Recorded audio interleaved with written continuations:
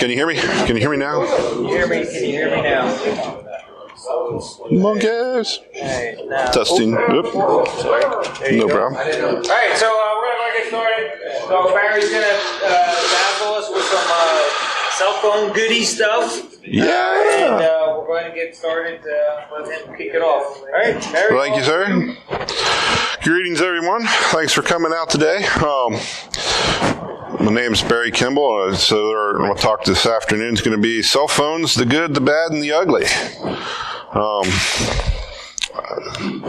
So some things about me is like, I don't know if most people, some of you know me. I've run the SMBA for Cincinnati since 2017.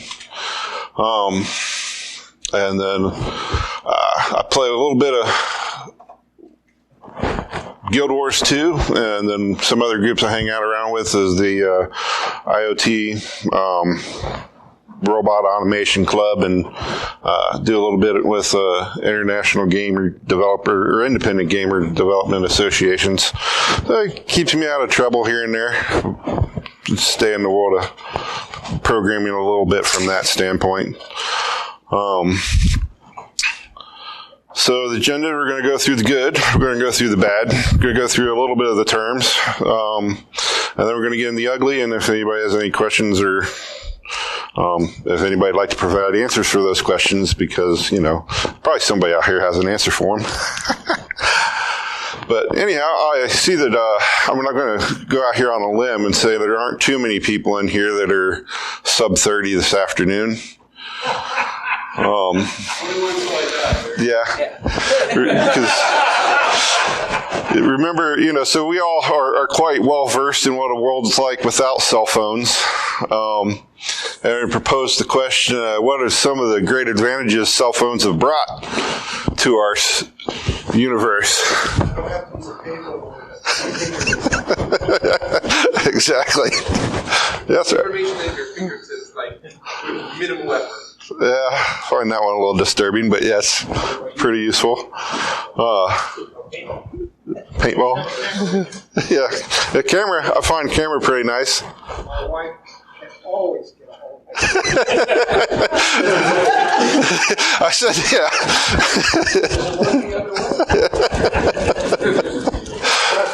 If she can get a hold of it, it makes life a lot easier. Oh, anybody else got any suggestions or comments? Track my teenager. Yeah, track your teenager. It's nice to know. Anybody that has, iPhones probably have a nice puppy pic from Micah this afternoon, if they haven't checked yet. And they're, what's that called? Your iDrop, yeah, for Apple's great features. Anyhow, one of the biggest things I have felt, because as many times as I've been in wrecks and on the side of the road, being able to call for help is a very nice advantage over what I remember growing up. Some of the things, like you're saying, cameras, the photos, Google Lens. Some of the other applications, too, is I don't know how many people know this, like it's actually utilized in farming, tracking, how the farm's producing, where the machinery, it's down to the point where they track like every square inch of what produces on a farm and the moisture levels. It's pretty crazy, some of the things that are out there. The games, entertainment, anybody stuck in a airport for 5 or 6 hours, or, nowadays it gets into being days. Education and, entertainment, working remotely. I remember the first time I really realized, especially with the world of tablets, being able to fix switches from across the country on vacation was a wonderful realization of, not having to panic while you're out of town. Because not everybody back at the home office know how, to bring stuff back up. Music libraries, being able to take what you want with you. There are some pretty nice perks. Biohealth people, or anybody that has monitoring devices, Oreo or Orium. I forgot what the name of that ring was. Aura. Biotracks all your stuff, and so you have a record of your phone and your sleeping patterns and heart rates and everything.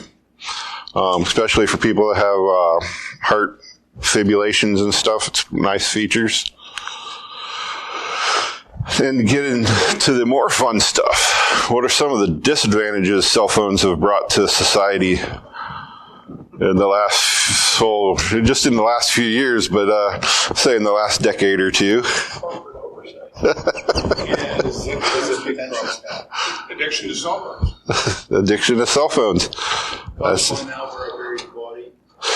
Yeah. Almost ubiquitous, like trying to get contact for stuff, like your job. Yeah, phone numbers. Well, and that's the other thing I find interesting too, the sheer volume of how everybody expects you to have a cell phone now too.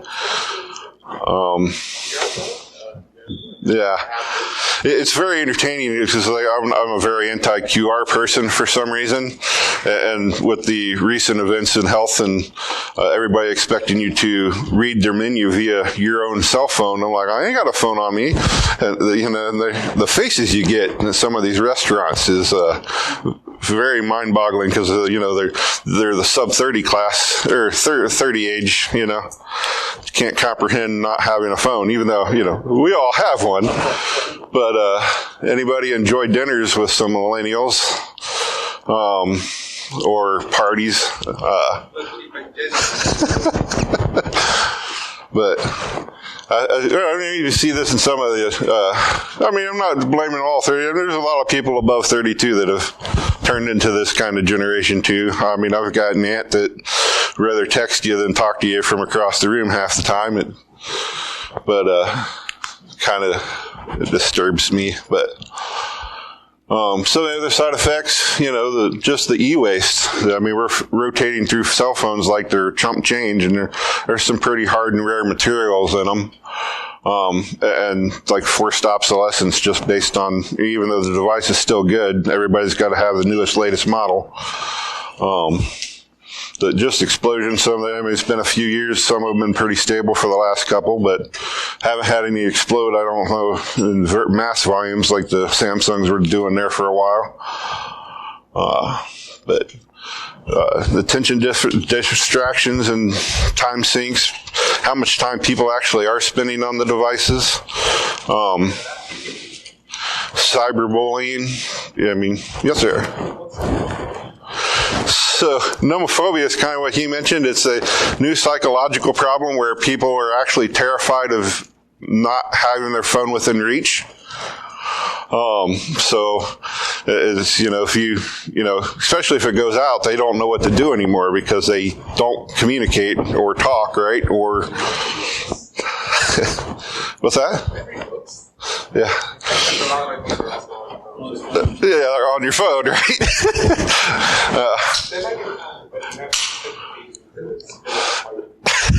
Yeah, that's this thing that used to be called libraries. Used to carry.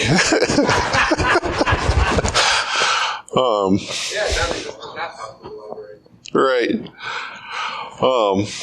But yeah, some of the other things too is a continuous work day. I don't know how many of us, know people that actually don't unplug from work. They continue to work well past the hours of their average day just because it's accessible. Which of these would be the one where with like the ubiquity of people expected to have a cell phone? I'm sorry? Which one would be the people expected to have a cell phone for doing like everything?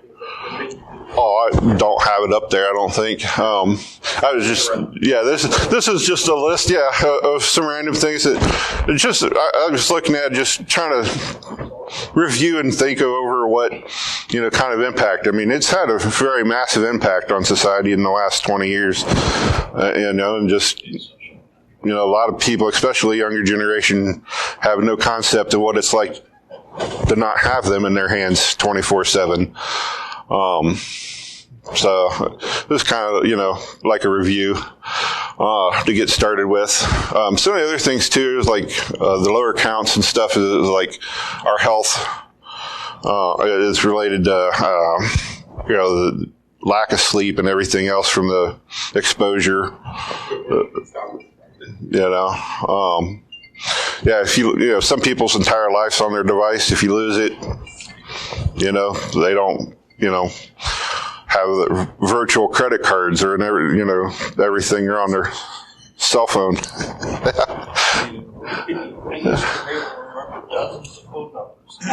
Yeah. Yeah. How many people, if you did lose your phone, have your contact list somewhere to, be able to restructure all that nowadays? I didn't like talking to him before, so. Well, that's one of the things that terrifies my uncle. He's got a list or a contact list of 700 or 800 people or better. He freaks out, that his phone's going to die one day. And I'm like, oh, it's, yeah.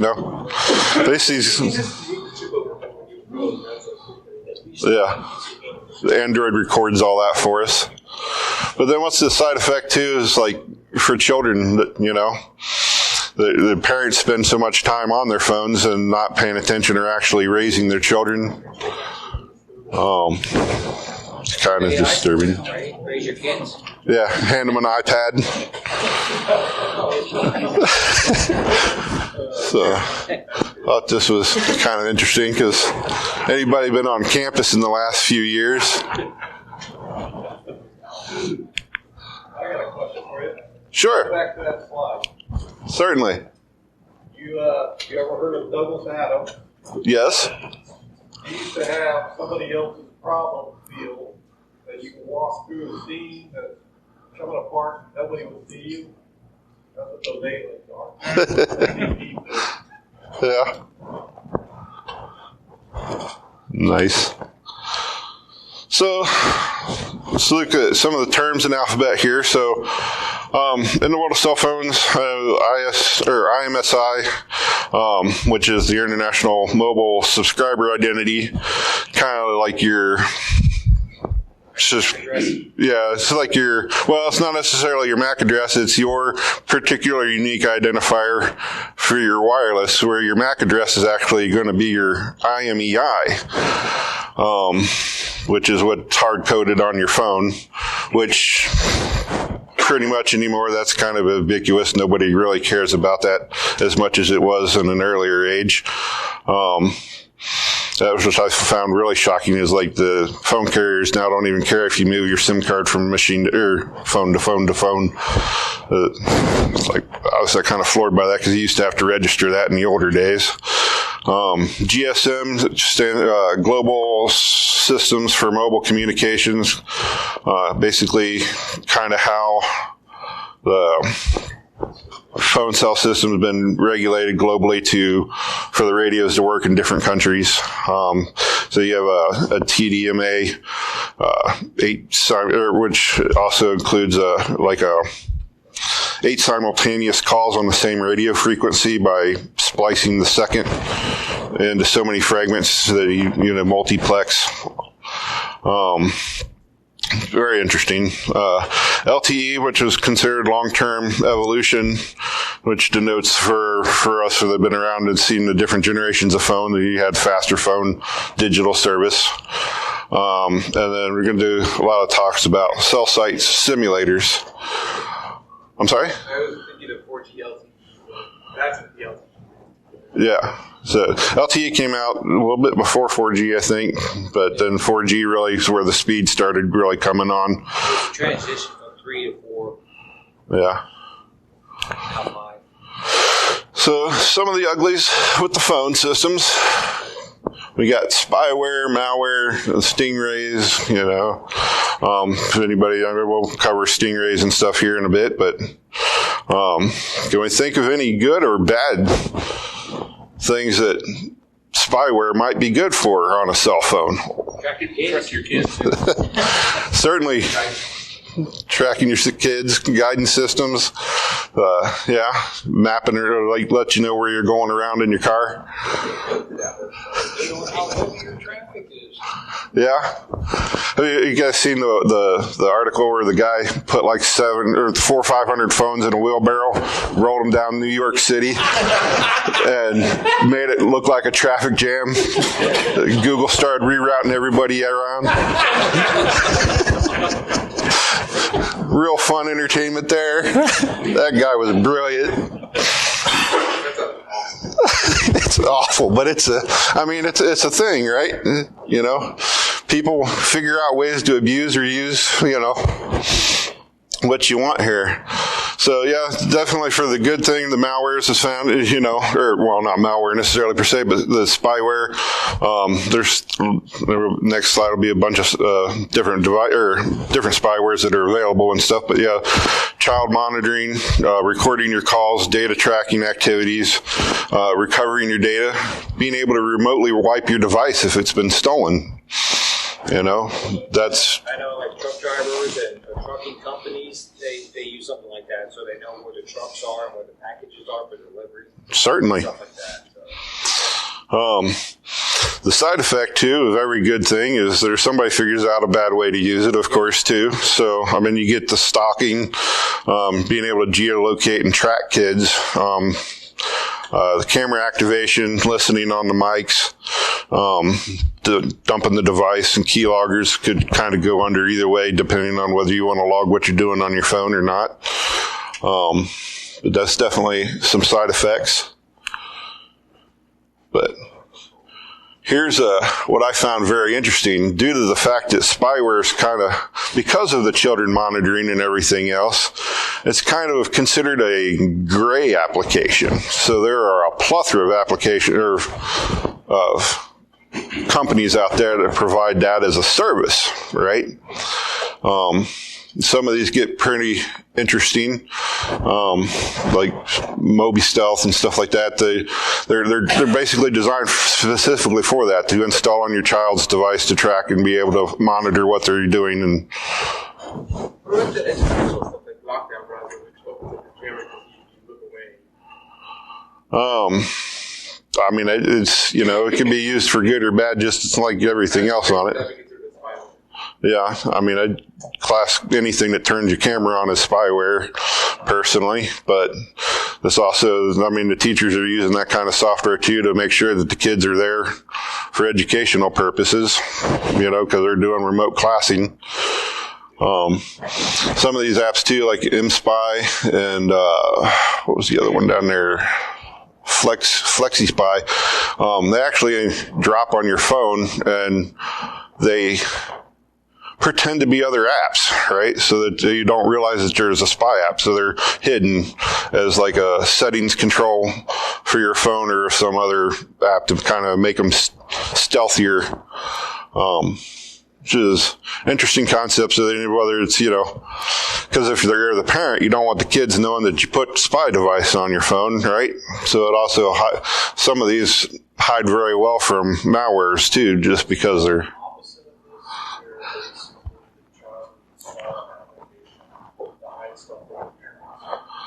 Well,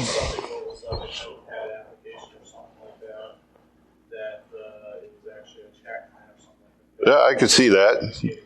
Back and forth to their friends outside of what their parents can see, because hey, they looked at it here, and this is just a notepad application. Right. They'd overlook it because of what it.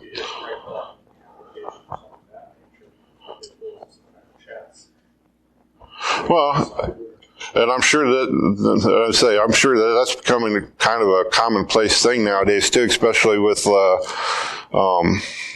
like Taiwan, for example.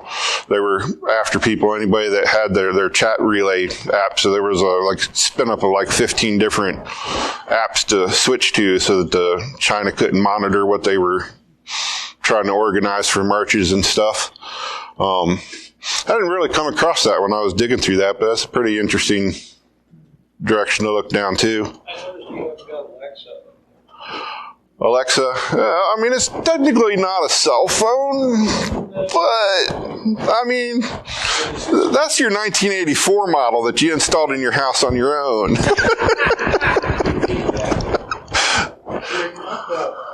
Monitoring kids, tracking kids for it was a good thing. Mm-hmm. It's going to evolve for me monitoring my parents. And that's anyway. Yeah, certainly. They don't like you. It helps, especially if you know. Yeah, you give them a phone, and then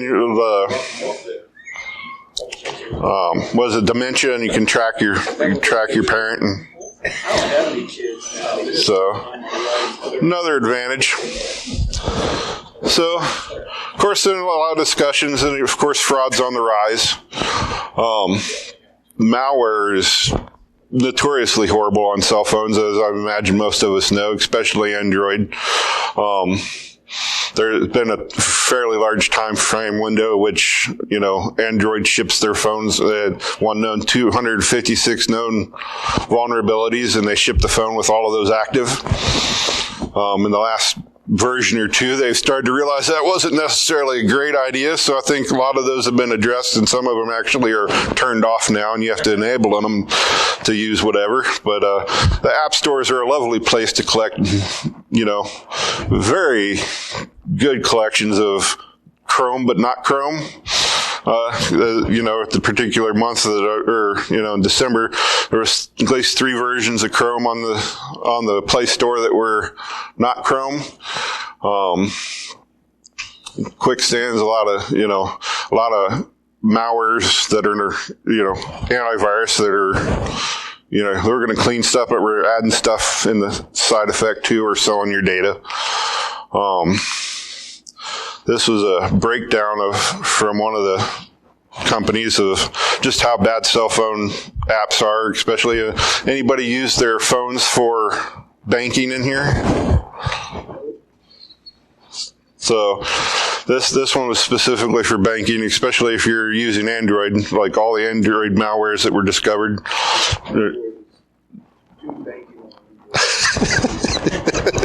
Yeah, 100% of them have, the malwares collect your APP and PI information from banking. That's just insane to me that it's that crazy. But I mean, banks, of course, are the number one target, usually. iOS isn't much better. There's I had a little bit on there. There's definitely been some Trojans for that. Yeah. How do they get it on there? Now that's the tricky part. It's I mean, Apple actually has kind of some of the similar issues with their Play Store. Not as much as Apple was very strict on first iteration of an app that goes onto their store. But then, so like say update 5 versions down, and it's being introduced as a backdoor. So, like the light app, like your camera, or turn your light on. Those apps for iPhones are horribly bad. They give you a nice button to turn on the light, but it also gives the back door to your phone. So and they harvest data and everything else to it, but it allows them to get in that way. And then this was a list of some of the bank Trojans. If somebody's been paying attention or heard Hydra and Zebra or Cerberus or whatever, usually pretty well known. I was actually kind of shocked to see that U.S. was not one of the higher targets. Spain and Turkey, but the banking systems are a lot more targeted overseas than they are here. More secure. I say that in quotes. Yeah. Other countries. My philosophy has been in the past, I think, if we had a bigger stick, we'd come get you. And so some groups kind of don't target us as much. doesn't actually surprise me. Yeah. Yeah. No, it does. Yeah. As I say, it was a pretty interesting report. That was one of the things too that reminds me too that if you like to see what the newfangled stuff is for phones and cell phone attacks, is usually South Korea. They see a lot of really weird new stuff. Yeah. Yeah. Well, they got a lot of targets, I guess, but neighbor to the north. There's some very interesting like pixel attacks and phone overlays, screen overlays for key logging and stuff that came out. out of South Korea for banking attacks. Is that Conf Android only or also iOS now? This was just Android. That might be why we're not up there either. Our shift, like our spread between iOS and Android is probably heavier since we have more money to spend. Yeah. Well, I mean, Android outclasses iPhone nowadays too, overseas especially. So that'd be why Spain's probably a little bit. That's a much mighty word. Yeah. But data collection apps. Anybody ever run a web page and visit such glorious pages like a New York Post, I think it was, and how many, like just landing on their page, they sell your information to like 56 different companies. So that used to be what I considered high when I did a pixel tracking talk a few years ago.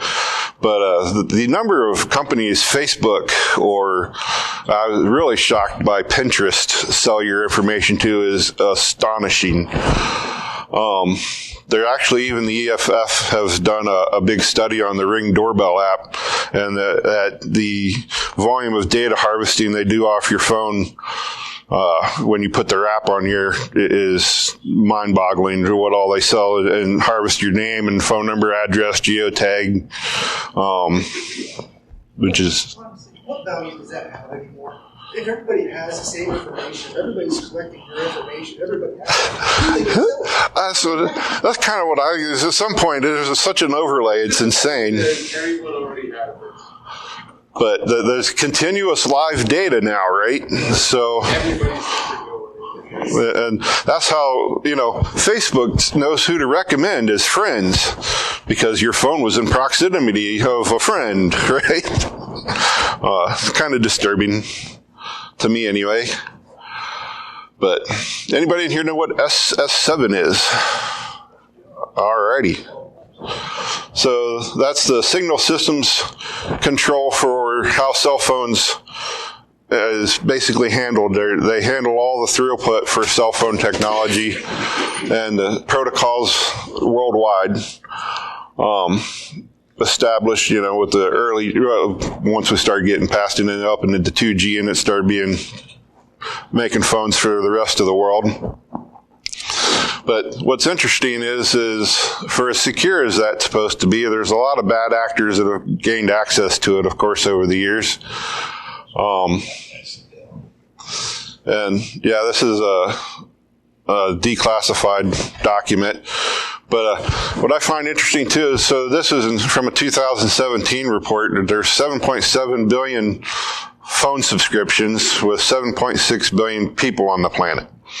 So there's already 100 million more phones than there are people. Now, a large part of that, I think, because more current reports, there's a substantially lower number, which I find that vaguely odd, but I think they're taking out the IoT, because those are not necessarily on people. But like we had our BlackPhone Berry guy at your BlackBerry phones. They're at, International Paper Route, a guy like with 7 of them, because he's on call. He's the BlackBerry guy or Black. Yeah. Referring to satellite accounts to iPhone, iWatch. If it's connected to the carrier as well, is that a separate subscription? Well, at that time, I would assume probably not because that wasn't around yet. But it'd be any device that had an active subscription that I would assume that you're paying for. But in today's age, though, you're talking about you got water monitors out in the field, you've got buoys out in the ocean. Yeah, anybody that's got a phone modem device in it, basically.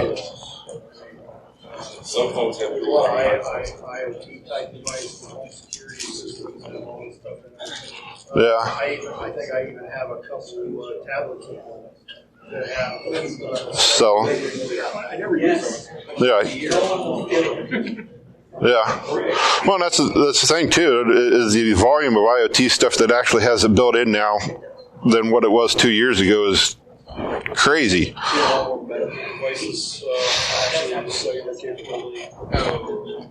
Yeah. GPS trackers. Yeah. Well, even the tokens and stuff from Apple. Yes, sir.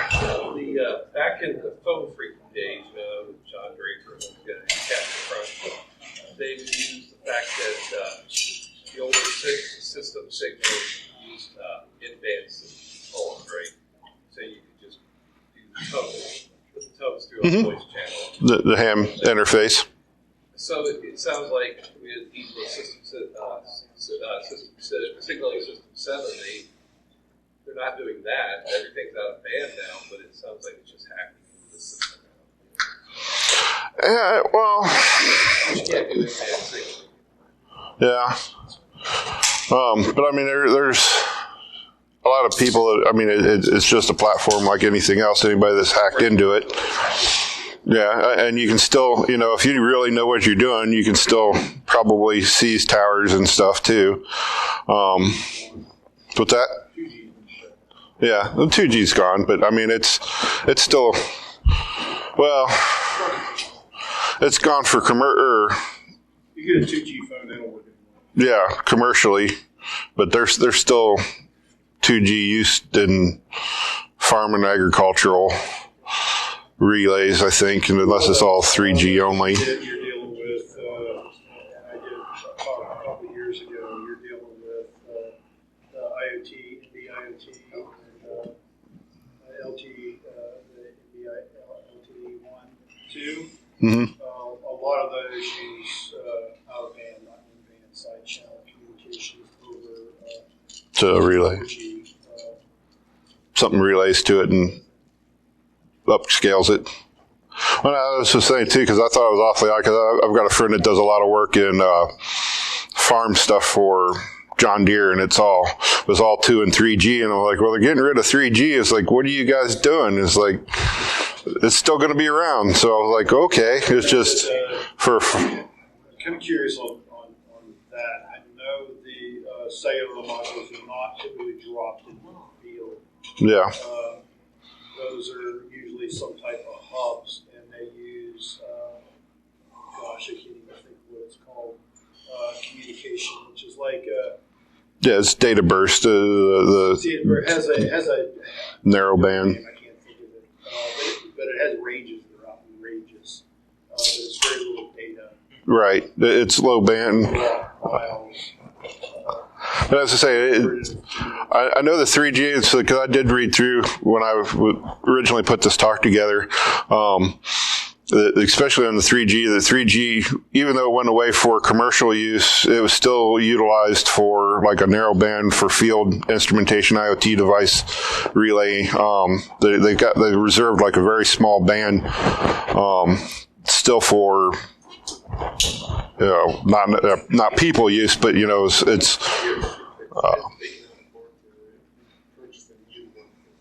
well, that's the key too. Is like the government was still rolling out 3G sensor devices last year, or whatever, when they decommissioned made everybody switch to 4G. It was like, but that's why there's a reserve there for it. I can't, like you said, it's been a few months, so I kind of forgot what it was called too, but it's still out there. But it's, like I said, it's for communication, specifically for devices that were kind of grandfather reserved in that band. The actual rest of it was converted to 5G for cell use. So this is kind of a schematic layout of the GSM network and how it interfaces with SS7 and the different access points that hackers have the ability to utilize. So ISM, or the IMSI catchers, which is the Stingrays and the old 2G technology, and accessing to the internet or international aggregate controls.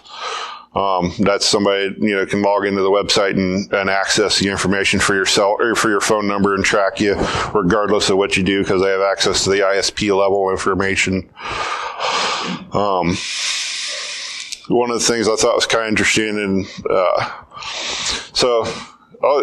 most of the devices we're going to cover here in the next few slides or whatever, though, they're all some type of fish. And came across a little tidbit here the other day that forgot last month or when I gave this talk or whatever, but anybody heard of Kevin Mitnick?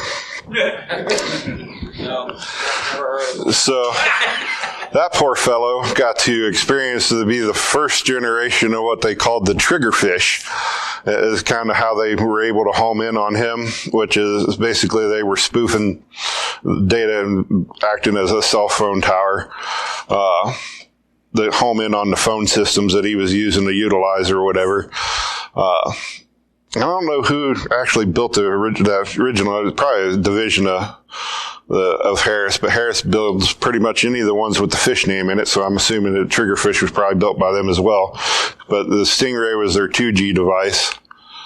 Amberjack's their 3G device. Kingfish kind of rides between 3 and 4G. And Hailstorm was their last official public sold device. As of 2020, they no longer sell equipment to the general population any longer. Allegedly, according to their statement, that the technology of 5G outscoped their tools and that it was no longer a viable path to go down. But there's another company, NCSO, or was it NSO? Double check that there. Yeah, NSO makes this oscillator NiCelf V800, which is supposedly capable of 5G interception. There's also talk with 2 or 3 other companies out there making similar devices of what Harris used to make. Now, part of that too is Harris was also built by another company, or bought by another company, L3, if anybody's familiar. So they're L3 Harris now. I'd be really shocked if they still are not manufacturing, but it's probably restricted to 3-letter agencies or thereabouts.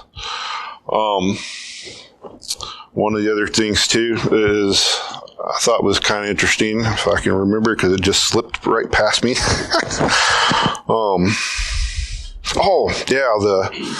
There was Boeing does an interesting thing. They have a division of their company called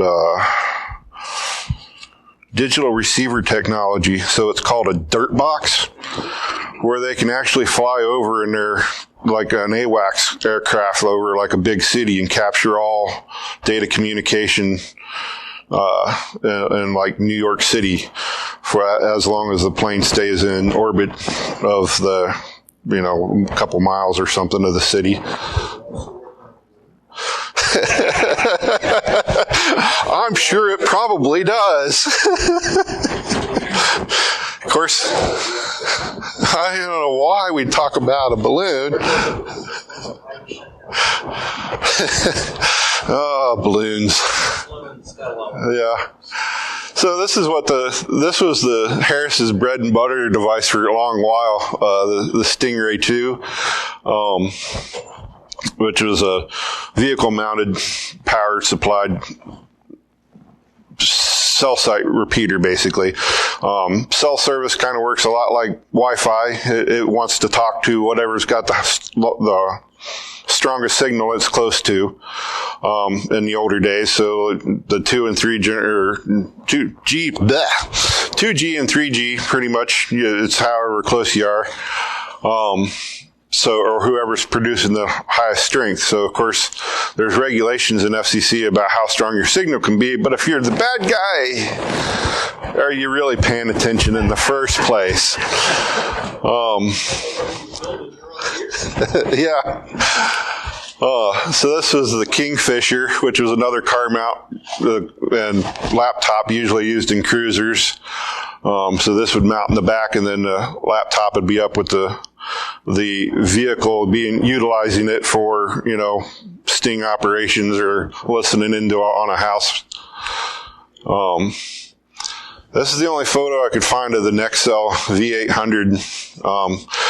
There is very little information on the current technology.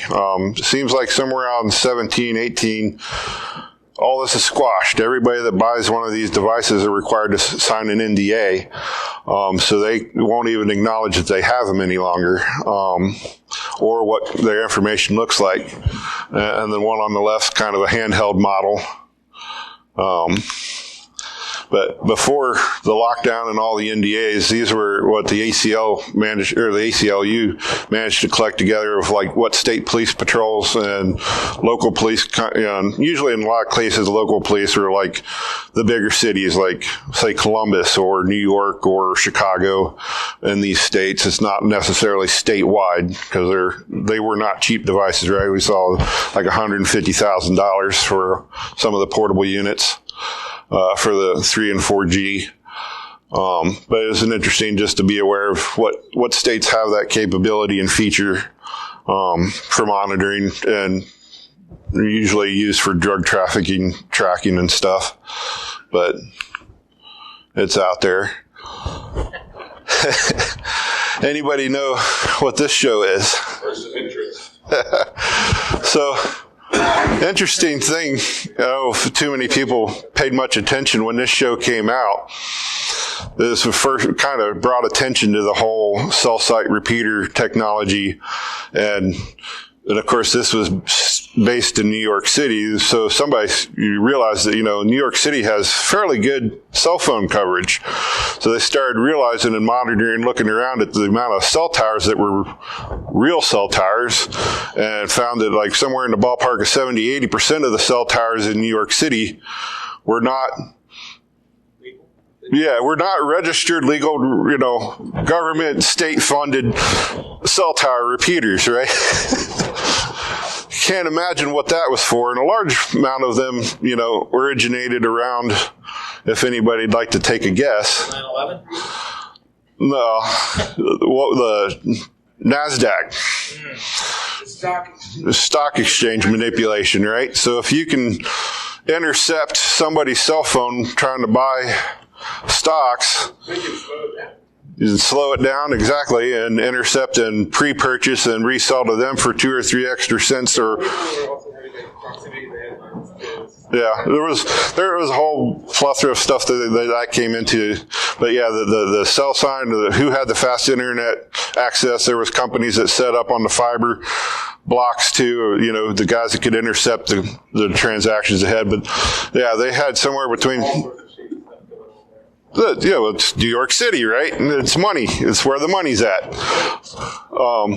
What's funny too, well, not necessarily funny, is the fact that was the largest concentration of unscheduled, per capita of cell site towers. And then shortly after that, once this kind of became realized, that DC became a very popular location for unscheduled, off-the-books cell towers, right?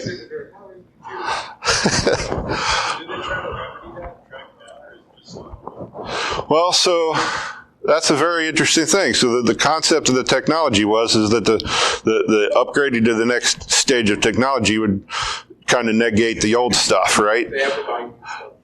Allegedly, you would think. So that some of the upgrades between 2G and 3G, of course, was supposed to be improved security, which, of course, cell phone technology lags behind computers drastically.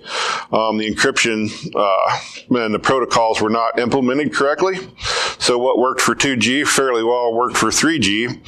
And then even though 4G addressed it, 4G still broadcasts your IMSI in the clear before the handshake. So 4G devices work quite well at doing this as well. That's where you start getting into the gray area, whether 5G actually improves the security or not. It's eliminated the older devices, but it's also not as secure as it should be. For example, the concept is also that the 5G operates in a higher gigahertz span, but that's for the data transfer. For your actual cell phone technology, it still works on the lower band. So they evaluating that. One of the companies that has done a study that on 15 towers, for example, in Germany in 5G, they are using kind of like a one-time pad key code, but they're using the same key code for every call. So if the bad guy is in the tower, makes a phone call, can record their call, and then make a second call, and can strip out the code for however long the duration they want to be able to listen to your call on. Right? So if they make a 2-minute call, they can generate the 2-minute keypad, so when somebody makes a call through that tower, they can listen to your call for 2 minutes. Not entirely sure where the improvement was in 5G from that standpoint.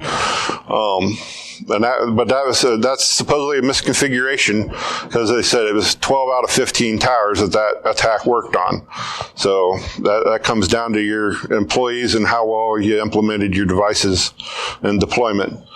But the other thing too is I was reading over the last week or so that the data stream, or how they get it so high, is that actually the data transfer for your computer side is ranging from like 23 gigahertz to 30 gigahertz. So if you're looking for that kind of technology in the civilian hands, that's going to cost you some money. So they've kind of removed that from the general public per se at that point. But the cell phone modem is still fully accessible. So whether, depending on how the encryption is, you might be able to catch that data through the modem, but you'll have to be able to decrypt it. Which kind of brings us to an interesting thing too. If anybody's heard of Pegasus before. So this was an app that was developed by the Israel, that kind of only got caught because somebody leaked a phone list of devices that were infected with this. The interesting thing is, so cell phones have a cell modem on them, which are system on chip. So there's completely standalone device on your phone. So your phone's kind of like a multiplex computer, right? You got your modem, plus you have your computer stuff, or your ARM or whatever. That modem's completely self-contained. It can operate with or without your Android or your iPhone. So it's also manufactured by a very small group of people due to patents. So you got Qualcomm, and you have Meditech, and then I'm going to mess this one up. Gamalta, who pretty much are the only manufacturers. And pretty much for the U.S., we have Qualcomm, because there's own the Broadcom manufacture most of the U.S. chips. So kind of makes it easy for Harris to have direct access to say, hey, how do those devices work, right? If you only have one or two manufacturers due to patent control, there's not a whole lot of thing. It's also very secretive, so a lot of operations of what can be done on that chip are not published, known, or is kind of the black box security by obscurity, So if you know how to deploy or operate or manipulate that chip, that's a vulnerability in it. So some of the things that they believe is how this Pegasus attack works is they actually can deploy over the baseband of the signal and drop apps on the device through the modem. And it outskirts and is behind the doors of the operating system, so it's not detectable to the phone that they're infected, other than the fact that these collection of phone numbers were all phoning home to a specific IP address. And it was sending this kind of data, the SMS, the email, the emails, chats. But then, of course, some of the other malwares and stuff, too, can deploy these. They're saying because you can send an SMS or an iMessage with a crafted packet that activates commands on that chip for the cell modem that will deploy apps as backdoors, too, for malware. So it's a very interesting thing. There's a lot of stuff coming out in the last couple months on it. Anybody that's really interested, there's probably been 15 talks just on Pegasus in the last 2 months. Some of them get pretty deep and pretty interesting. I just thought I was kind of throw it in there. Spyware that resulted in Jamal Shobi's done. Yeah. So that was the other thing too, is like the one guy's talk I've been watching a lot too is what's interesting is like Android does stealth updates, right? And anybody ever have I don't have an Android, so any of those that do, let me know if I'm wrong. But they auto update themselves for their firmware flashes and stuff, allegedly. So, like iPhone will give you a warning, say, hey, you need to update, which also means that something's talking to your phone to tell it it's out of date, right? So they're like, exactly what's triggering that? On the Android, you can set your phone up to either auto update or let you know. Does it? There's a firmware update available. Okay. So I didn't. There's a firmware update. In that case, it's an outgoing request. So it goes, hey, this is my ID. What's the latest ID? Mm-hmm. Your phone makes a request out. That's what I've seen in communications. Okay. And then it goes, hey, it doesn't match. I'm 1.1 and that says 1.2. I need to get a firmware upgrade that alerts you. Do you want to get an upgrade? Right. You can set your phone to either automatically download it and update it, or just automatically download it and let you do the update. Yeah. Well, so, and I, as I'm not having Android, I can completely understand that that's a thing. What he pointed out in his discussion, though, that he has talked with people, especially with Android devices, if you walk across certain locations in the U.S. government or U.S. territories, there are places where your phone will auto-receive an update regardless in stealth mode. So, like, if you go walking on a particular base in, I think he said Massachusetts, if you come within a mile of it, your phone just geo updates. And they mention, he doesn't mention what 3-letter agency happens to be in that facility, but that, the devices are being pushed in a geotagged area. So then that comes back to the modem. What are they pushing to that modem? And if the modems have some kind of flash or can be reprogrammed based on what you do with it too, because the technology is not well published, leads for interesting concepts of what kind of attacks we could be looking at. If there's any updates taking place on the cellular modules that are inside, that's going to be done silently. Oh, yeah. Yeah, and that's he specifically went out that there are features, and that was the thing too. Is like, and I guess in earlier versions of the phone, I never really had a really great phone for a long time. I ran an old flip phone for 12 years before resorting to an iPhone. But he was saying that the phones used to warn you when you got downgraded. So like when 4G came out, if you got bumped down to 3G or something, or 2G from one of these cell towers, because that was a real common attack to keep the Stingray active for an extra 4 or 5 years, as they'd bump you back down. The phones would notify you that you were being downgraded, and it said it would pop up a window, and it said people got so annoyed with it, they've turned all those features off. Right, so most phones don't notify you anymore of a security change on your device any longer, or like certain things like Android is not versions like 14 and up or something don't notify you of updates any longer. But as I said, it's a changing world, as everything else is. So he was asking earlier. Well, this was a very interesting article. If anybody's familiar with Hackaday. Sadly, by the time I'd learned of it, it was deleted. But I have a screenshot of it. I wish I had copied the rest of the article, but I have the screenshot of this. But it was build your own GSM base station for fun and profit. I wish I knew what the profit was, but what's in? Yeah, educational research purposes. Yeah, no surveillance vans at all involved in this. But what I found also very interesting too is this, in this clear box, that board used to be available for a cool $130. That board is now illegal to purchase. And the last time I think I saw it, it was like $500 on eBay or something. So it's no longer manufactured. I don't know. Can't imagine. I mean, this was actually a 2016 article too.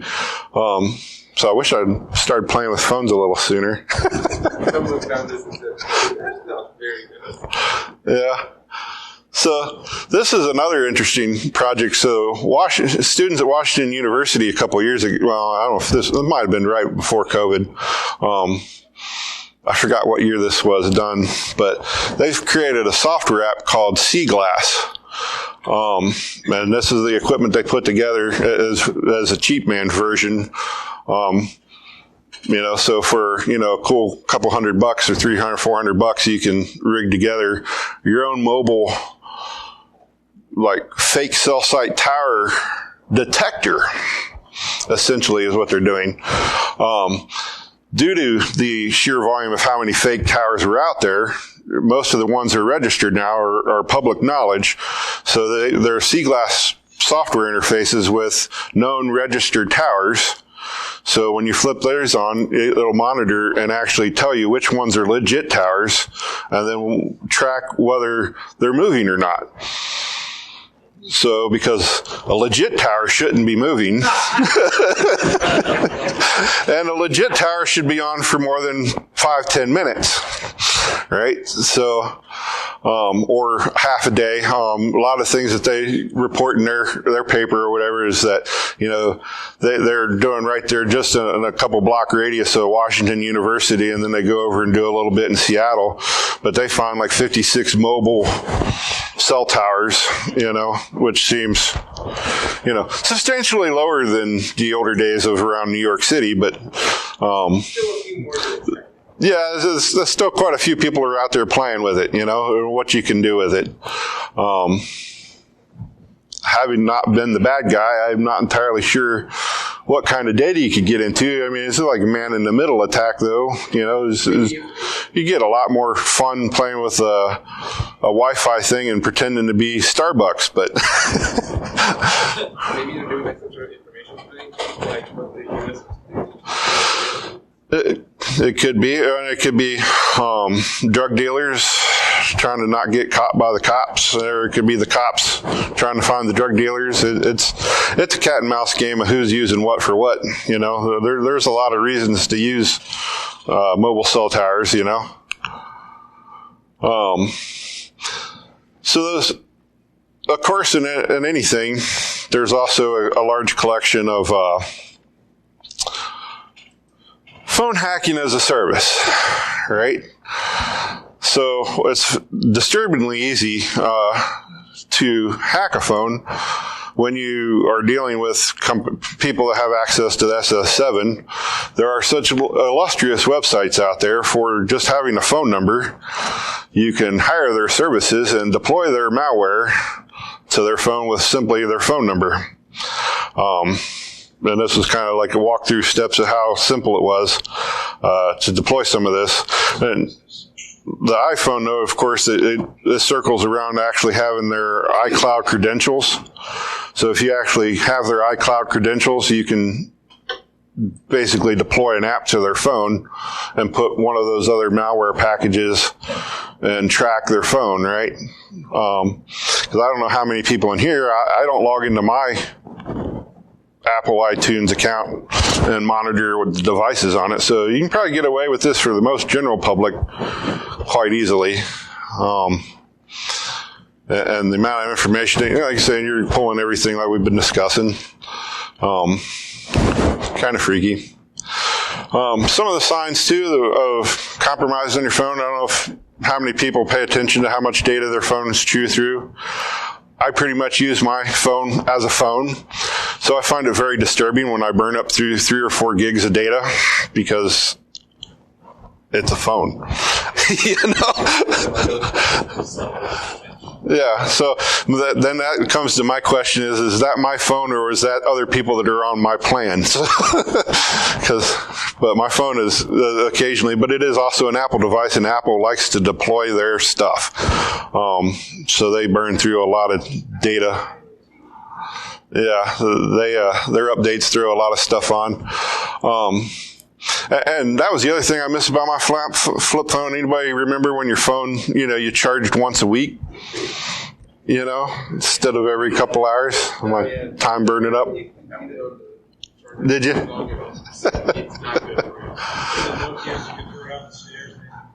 Yeah. Oh, yeah. Run over a Nokia. That'd be just perfectly fine. If you were going to do this presentation, I would have saved all the phones. I had like 30 years worth of phones on storage. Did you? Every phone I owned for the last 30 years. I've had 2. So, I've got 3 now. So, with the 4G. I broke it too. I had Blackberries, flip phones. Yeah. I went through every one of them and took them apart, pulled the memory chips out of them. Nice. There's some other things too, and I've seen this even on some computers too, where they reactivate while they're in standby mode. Anybody ever watch light clip on? And I always thought that was kind of odd. I've never found anything odd though, other than that. But I've got a computer that lights up in the middle of the night every once in a while. Every time we started talking about hacking stuff, his phone would light up. Yeah. And then turn the audio recording on. Oh yeah. Yeah, they got something on there. You got talking about hacking something, leave and it light up and record. I didn't do that. Finally turned the phone off. Yeah. Yeah, I like powering off stuff, but that's the funny thing too. Sometimes they turn themselves back on. Some of these new phones you can't really shut off anymore. Oh, you used to be able to shut off my old one. He'd take the battery out. So some of the newer iOSs on my iPhone, obviously the battery life has been kind of decreasing with every release. Yeah. And so I started using the battery monitoring features and can track cellular jams or The malware that battery tracks. well, it's just it turns out like 90% is Safari. Oh yeah. And it's like okay, so that's kind of a it's just if I leave it on certain sites, especially Well, yeah. the batteries. The ads. Try to use the show reader, so on some sites because all the things they're constantly throwing at the browser. It's nuts. I do a lot of pixel blocking and stuff, and I run an app. And some websites, they're just insane how much comes at it. I mean, even Google's homepage now. Like, if I leave just a blank page open, there'll be like 12,000 blocks on it in an hour. And that's just their blank screen page with their search bar. It's like, why is there 12,000 blocks on that? So, I mean, Google's joined the crowd of monitoring everything you do, too, like everybody else, but it's crazy. This came out in mid or late November, because I know it would be into bug bounties, but Google paid $70,000 for the fellow that figured out how to bypass their security to unlock their phone with biometrics. So, and this was you probably can't read it, so I'll read it off to you guys, but it's, so the new Pixel, when it first came out, it had fingerprint biometrics. So the guy was like, you fail that 3 times, and then you hot swap the SIM card so it's still powered up with your own SIM card to being the attacker, and then enter the wrong PIN number in 3 times, and then it'll request a puke number, which you get to put in with that fake SIM card, and then it'll unlock the phone when you retype your PIN on your attacking SIM. So, thought that was a pretty nice reward. Did they fix it? They know about it. They paid $70,000 in November, so fixed. It's probably still in the works.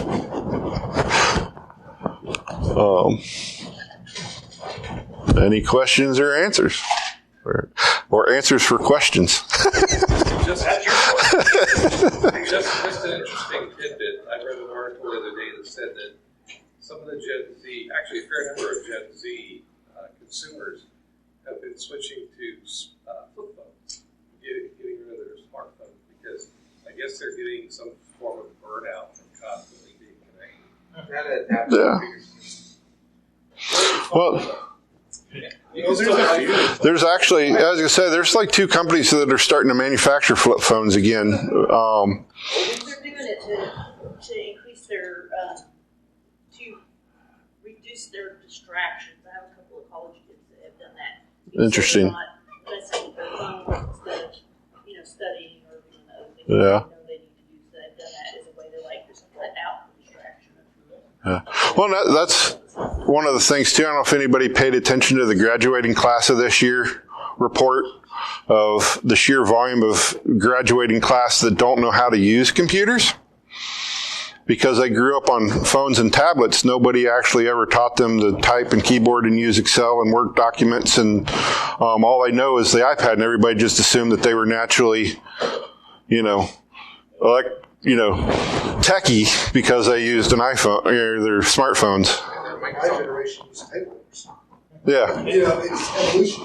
It's going to evolve. Yeah. Computers are going to go away. It's going to become more tablets. Yeah. Well, no, I understand that too. But then, like I say, the people coming into work don't know how to use Excel. So, Barry, surely anti-malware on smartphones will save us from these threats.